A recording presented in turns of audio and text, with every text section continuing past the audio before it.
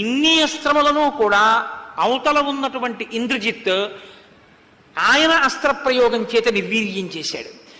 ఇద్దరి మధ్య జరిగినటువంటి యుద్ధంలో ఇద్దరి శరీరాలు పూచిన మోదుగు చెట్లయిపోయి నెత్తురు కాల్వలు కట్టింది. అంత భయంకరమైన యుద్ధం.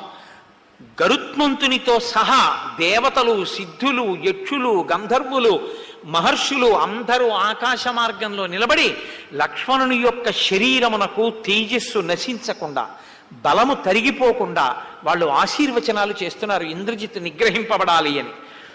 కొద్దిగా క్షోభకి గురి అయినట్టుగా ముఖవళికలు కనపడ్డాయి, ముఖ కవళికలు. వెంటనే విభీషణుడు వచ్చి కించిత్ నీరసపడుతున్నటువంటి ఇంద్రజిత్తుని విడిచిపెట్టవద్దు, తొందరగా బాణప్రయోగం చేసి పడగొట్టు అన్నారు. ఈలోగా అక్కడ ఉన్నటువంటి రాక్షసులతో మాట్లాడుతూ